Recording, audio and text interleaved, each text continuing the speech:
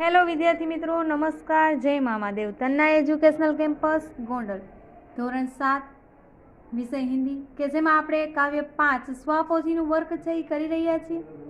એમાં આપણે 1 થી 4 પ્રશ્ન છે એ જોઈ ચૂક્યા છીએ. હવે આપણે પ્રશ્ન નંબર 6 જોડકાથી શરૂઆત છે એ કરવાની છે.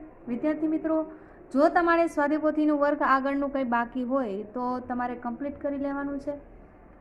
અક્ષર વ્યવસ્થિત કરી અને જોડણીની ભૂલ ન થાય એની ખાસ કાળજી રાખી અને આપણે સ્વાધ્યાયપોથીનું વર્ક છે એ કમ્પ્લીટ કરવાનું છે.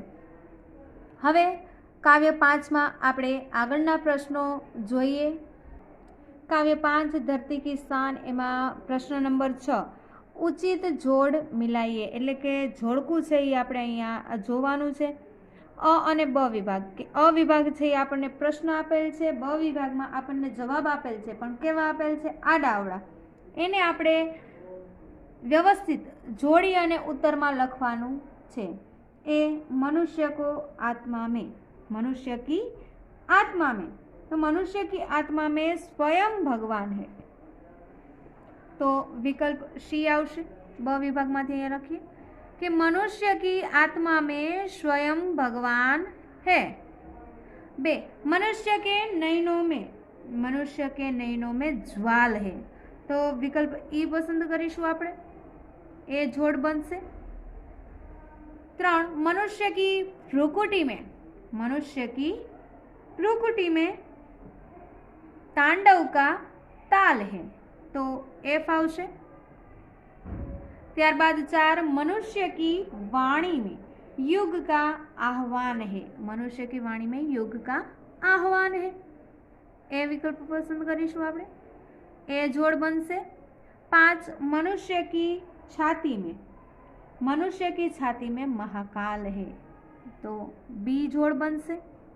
ત્યારબાદ પ્રશ્ન નંબર 7 કાવ્ય પંક્તિયા પૂર્ણ કીજીએ. જે તમારે વિદ્યાર્થી મિત્રો તમારી ટેક્સ્ટ બુક જે છે, પાઠ્યપુસ્તક, એમાંથી તમારે તમારી જાતે છે એ પૂર્ણ કરવાની છે. તું જો ચાહે ... ભગવાન હે રે, એ કાવ્ય પંક્તિ તમારે તમારી પાઠ્યપુસ્તકમાંથી પૂર્ણ કરવાની રહેશે. ત્યારબાદ છે પાપો કા પ્રલય ... ઉડાન હે રે.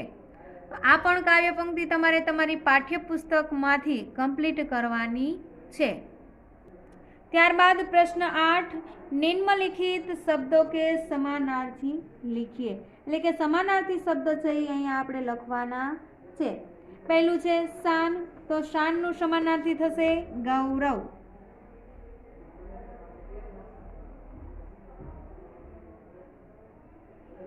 ત્યારબાદ ધરતી, તો વસુધા.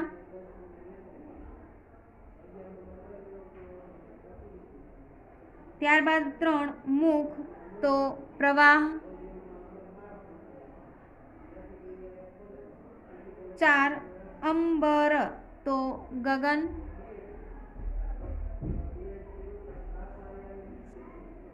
5 જ્વાલ, તો અગ્નિ.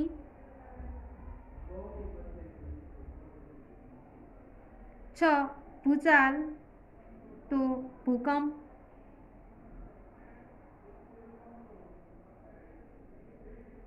7 ભાલ, તો કપાલ.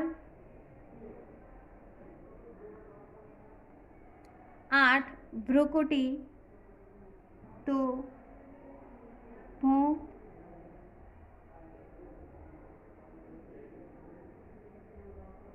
9 नंबर હવે આપણે જોઈએ. नीचे दिए गए शब्दों के विरुद्धार्थी शब्द देकर वाक्य में प्रयोग कीजिए. ઉદાહરણ તરીકે આપણને આપેલું છે ધરતી, તો એનું થશે આકાશ, કે એનું વાક્ય બને છે પક્ષી આકાશ में उड़ रहे हैं. આપણે વિરુદ્ધાર્થી શબ્દનું વાક્ય છે એ બનાવવાનું છે. તો સૌપ્રથમ છે અમૃત, તો અમૃતનું વિરુદ્ધાર્થી છે વિષ, અને વિષ વિશે આપણે વાક્ય બનાવવાનું રહેશે. પહેલાં તો આ જે શબ્દ છે એનું વિરુદ્ધાર્થી શબ્દ લખવાનું અને એ વિરુદ્ધાર્થી શબ્દ વિશે અહીંયા વાક્ય બનાવવાનું રહેશે. તો અમૃતનું વિષ, હવે વિષ વિશે આપણે વાક્ય બનાવીશું. મીરાબાઈ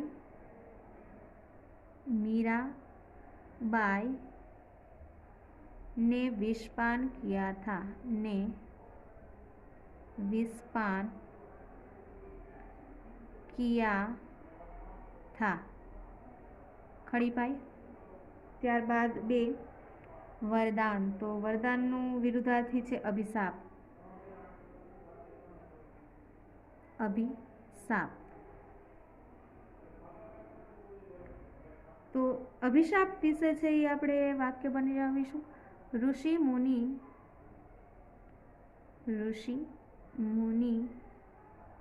क्रोधित होकर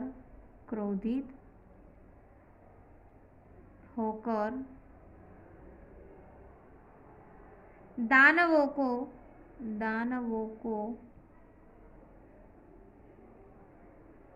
अभिशाप देते थे. अभिशाप देते थे. खड़ी पाई. અને આપણે જેને શ્રાપ કહીએ છીએ. 3 ઊંચા, તો એનો વિરુદ્ધાર્થી થશે નીચા.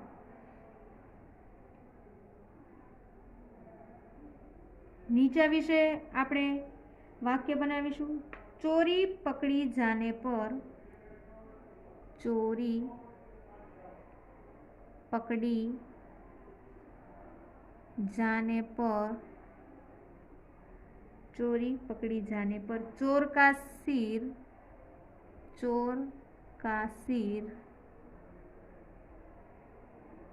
नीचा हो गया.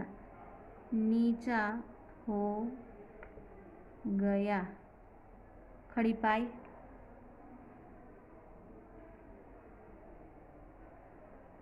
ત્યારબાદ 4 પાપ, તો પુણ્ય. અને આપણે પુણ્ય વિશે છે એ વાક્ય બનાવીશું. जरूरतमंद लोगों की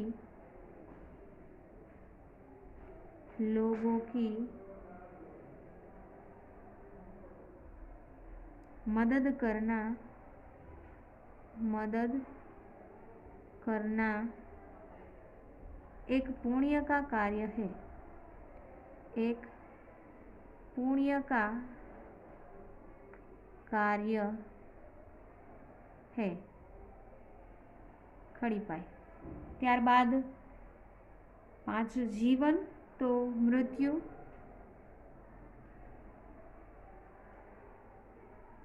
भारतीय सैनिक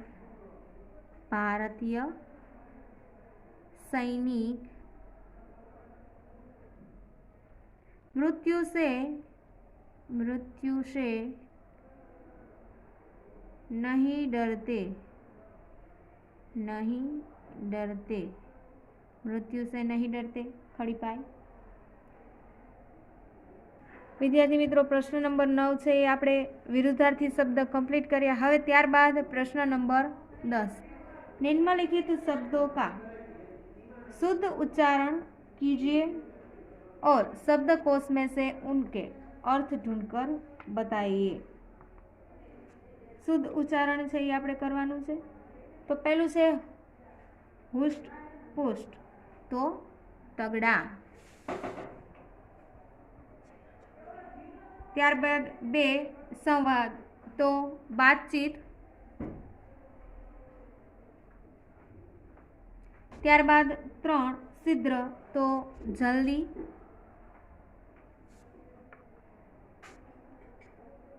4 जोहर, तो पराक्रम.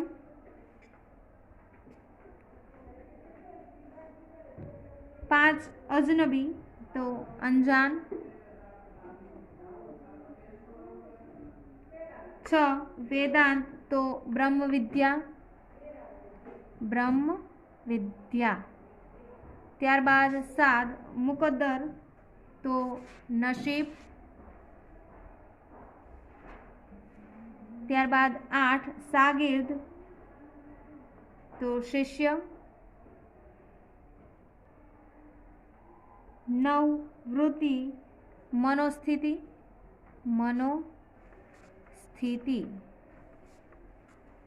10 स्पष्ट, तो साफ. સાફ। प्रश्न नंबर 10 पूर्ण थाय छे। त्यारबाद प्रश्न नंबर 11 नीचे दिए गए शब्दकोश के क्रम में लिखिए। तूफान, वरदान, शीश, क्षति, आईना, झंकार। एने आपणे शब्दकोशमां गोठववाना छे। तो सौप्रथम आवशे आईना, क्षति, झंकार, तूफान,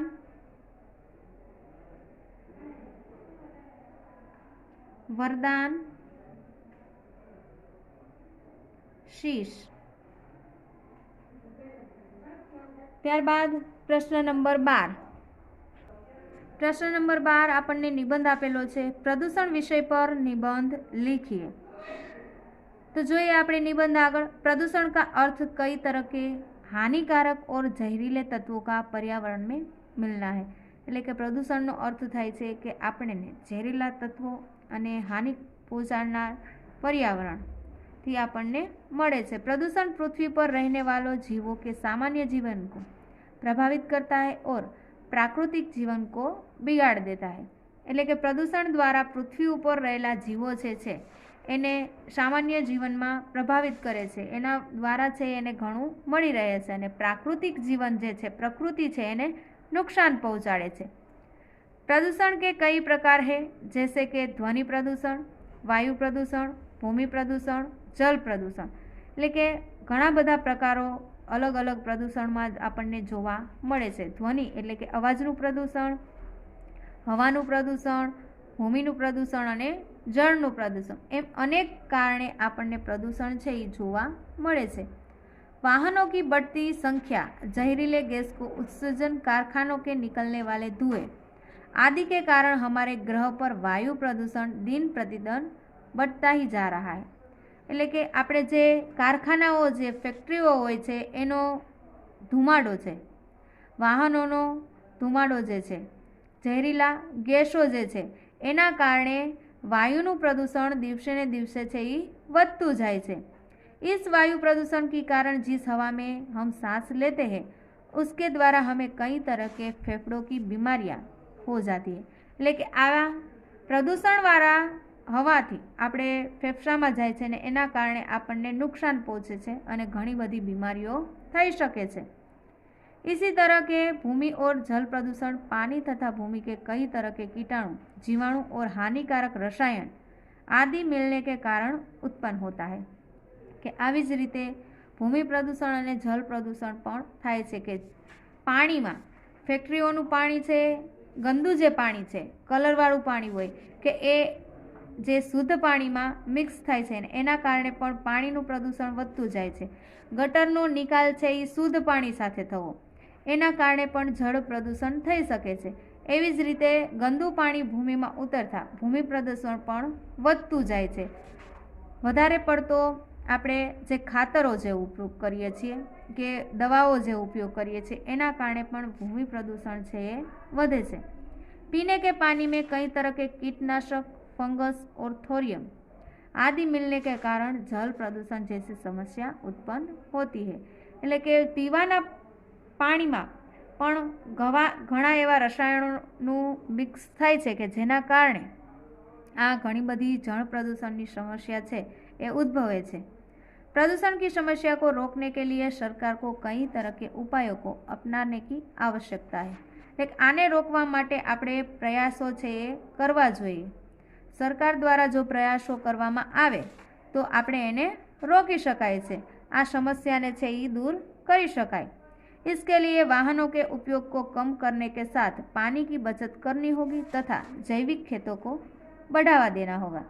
કે જૈવિક જે ખેતી છે એને વધારવી જોઈએ, વાહનોનો ઉપયોગ છે એ ઓછો કરવો જોઈએ અને પાણીની આપણે બચત કરીએ તો આપણે આ પ્રદૂષણ છે એ દૂર થઈ શકે છે અને એને વધતું જતું અટકાવી શકાય છે।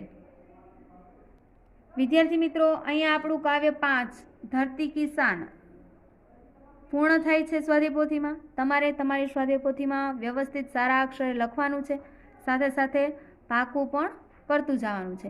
Stay home, stay safe. જય મા મહાદેવ.